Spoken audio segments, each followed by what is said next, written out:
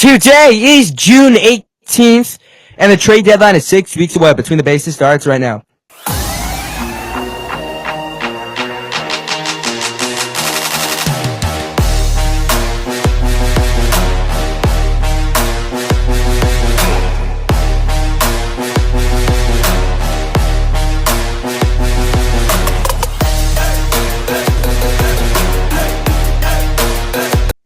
Hello, everyone. Welcome back to an episode of Between the Bases podcast. My name's Noak. Alongside me is Mo. And the trade deadline is about 6 weeks away, so we'll be talking about possible trades that could happen in the next 6 weeks. And before we get started, I want to give a very special shout-out to Jomboy Media. Went to one of their events 2 nights ago. Had a great time. We got some great guests coming on from Jomboy Media, so make sure you like and click that subscribe button so you don't miss any content. And let's start off because Garrett Cole is coming back this week. How you feeling about that, Mo? Super excited. The Yankees have had really an MLB best rotation so far this year. Luis Gil leading the way, and now they're getting the reigning Cy Young winner. It's just not fair. Really, really excited to watch him pitch again. I always have the date, whenever he'd be pitching. I always have it circled on my calendar. I loved watching him pitch. It's must-see TV whenever he's on the mound. Just really, really excited to have him back. I know, are you excited to have him back too? I'm very excited to have him back, and I forgot to mention in the shout-outs that I got these sick glasses, Shady Rays, from the Jomboy event. So, they're sick glasses. I answered a trivia question right. Let's see if anybody else can get it. Comment in the comments below. Who was the last Yankee to hit for the cycle? That's the question I answered to win the Shady Rays. So let's move on to trades that could possibly happen. Let's start off with our New York Yankees. I was sitting with Talking Jake when this happened, when Rizzo went down with an injury, and I was like, Lamont Wade? And he said he doesn't really know, but he'll like the fit. What do you think of Lamont Wade?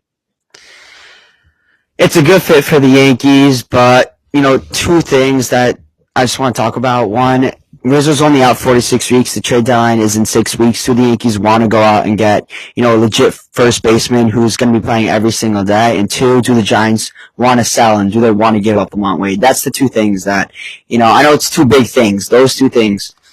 That's what's really going to decide if it happens. Plus, the Yankees are confident in their in-house pieces. DJ LeMahieu playing first base. As us Yankee fans really don't want that, but we know the Yankees. We know probably is what's going to happen. Have Oswaldo play third. We got lackluster offensive performance, but whatever. We can't do anything about it. It'd be a fun addition. I don't really think it's going to happen. I like the fit. I also don't think it's going to happen. The Yankees kind of need another left-handed bat. Something that Jomboy always talks about, that how the Yankees need a lot of left-handed bats. So, Yankees need left-handed bat. He's a perfect fit. Another perfect fit for this Yankee team. Somebody that plays every single infield position except for shortstop, which is Anthony Volpe, so that's good. Is Ron McMahon of the Colorado Rockies. What do you think about him? He's a good player, having a career-best year offensively. Don't know how well his bat would translate outside of Coors. I'd assume he'd still be an above-average hitter. But again, I don't know if the Yankees are going to go out and get him. It's tough to see. I think, with Rizzo coming back, he's not going to really be out for so long. And LeMahieu playing third, if LeMahieu picks it up, I don't know how likely this move is to happen. I guess you could replace Gleyber with him. But, the Yankees have really stuck with Gleyber through all his struggles, really since 2019. So, again, it's not really likely to happen. I'm interested to see what you have to say about it. He's a nice left-handed hitter. All you got to do is left in Yankee Stadium, he's going to pop up. So, he's a great fit for this Yankee team. I really want him, and hopefully they get him. But let's move away from the Yankees, because I don't think anyone wants to hear about the Yankees unless you're a Yankee fan, because who likes the Yankees? The Orioles are going to be a very interesting team this deadline, because they have the prospects. They're all blonde, blue eyes. They're all made in the machine that they can trade away. And I think one of the guys that they got to go out and get is Mason Miller. What are your thoughts on Mason Miller going to the Orioles? It's an interesting take. I definitely could see it happening. That would do wonders for the Orioles bullpen. Having Yennier Kenobi a setup man and then having Mason Miller close, you get to the 8th inning, the game's over. You're not hitting those two guys. It would be huge for them.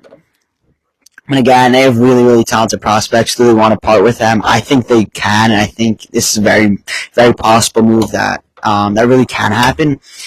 Do the A's want to give up Mason Miller? I think they'd be willing to do so, because they're really not in a win now mode for the next few years at least.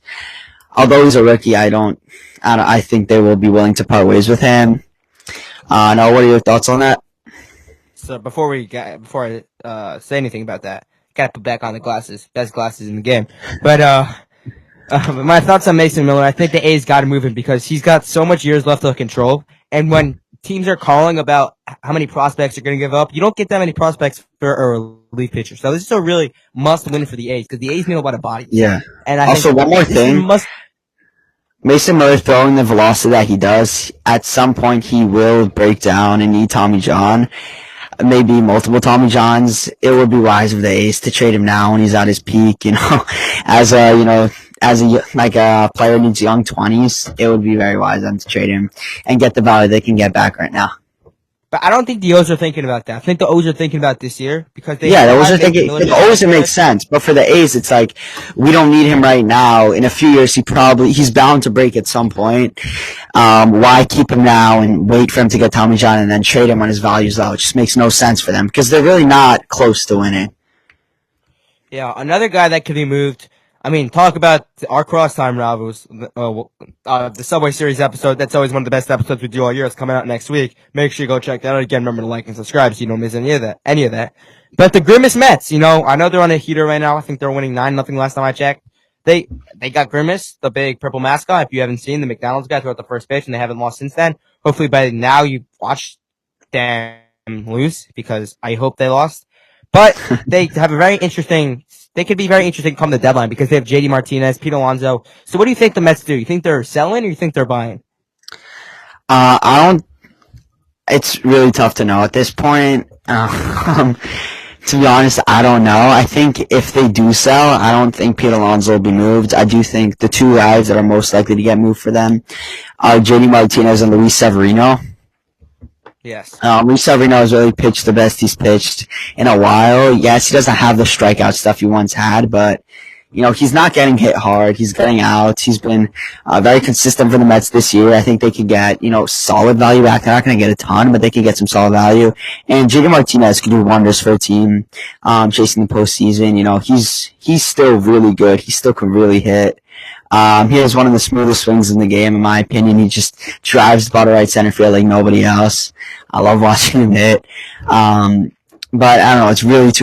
It's really, really hard to tell what the Mets are going to do at this deadline because right now they're like hovering around, mediocrity.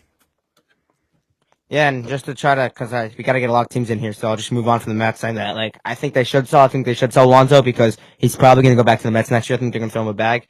And JD Martinez, they got to sell too.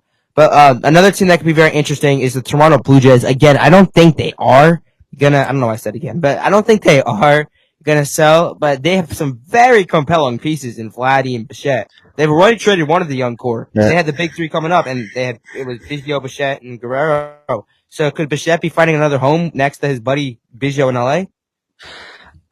I think Bichette stays. I think Vladdy stays. I think that Jays are just going to do nothing at the deadline. Maybe Yusei Kikuchi gets traded. I don't know. But I'm confident to say that Bichette and Guerrero will stay. I mean, I was on here, I think it was the episode with Max Manus. Go check that out. A couple episodes ago. I think we were doing the season preview, and I said, and you can go find it, I said it. I said, before everyone else was saying, the Jays should trade Bichette, I said, come the trade deadline, I think we could see Bo Bichette get traded. So make sure you go check that out, because I definitely said that. So, and I was on it before everyone else, so I don't think it will happen, but that's something we could definitely talk about come down the road. Another struggling team, as Mo's muted, I don't know why. Another struggling team, which it could be very surprising because they're in the right position they could buy, is the Houston Astros. I think they could sell Bregman. I don't think he's coming back next year, but they got some very compelling pieces. What are your thoughts on the Houston Astros? Again, another team you really just like the Mets. You can't really. It's too early to tell what they're going to do.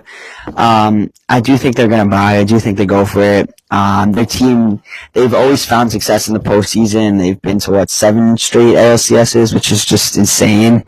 I'd be shocked if they sell, because nowadays there's such a big postseason bracket, and really any team can make it to the World Series. You've seen that previous years, the Nationals, the Phillies, the Rangers, the Diamondbacks. Just, you don't need to be the best team to win in October. The Astros have what it takes to win in October. I'd be shocked if they sell. I guess we'll go two more teams here. What do you think the Mariners do at the deadline?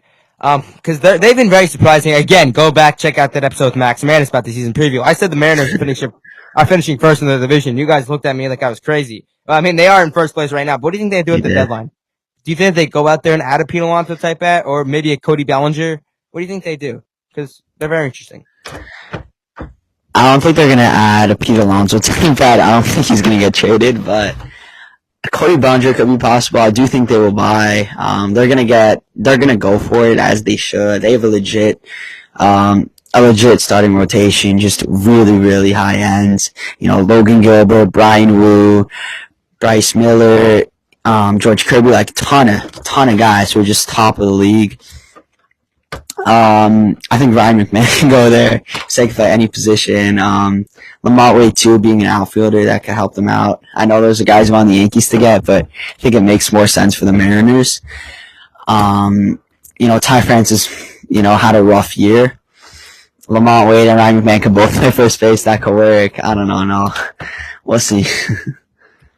I mean, I don't think the Mariners. McMahon, is definitely. I heard again. I'm repeating what Jake Storielli talking. Jake said today. I think it was on Wake and Jake, and he said that Mariners they need someone because McMahon is definitely going to be there on defensively. They don't know about offensively because he's coming out of Coors Field. The Mariners need someone focused That's true. that that you can bank on his offense. I don't know if Ryan McMahon's the perfect fit for them.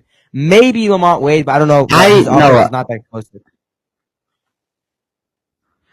I think with Ryan McMahon, We lost. with Ryan McMahon, there's a floor that you can get. You're not gonna get the Coors level production that we're seeing from him right now, but he's not a horrible hitter. I still think he can have a 750 OPS outside of Coors. And Lamont Wade is a successful hitter in Oracle Park, which is one of the hardest places to hit in all of baseball. He can do it in Safeco Field. It's actually now called T-Mobile, but we got one more left, and we're gonna go with the Chicago White Sox. Probably MLB's. What happened? Oh, never mind. We'll just run through that. Probably MLB's worst team, the Chicago White Sox. I heard today that maybe they could trade Luis Robert Jr.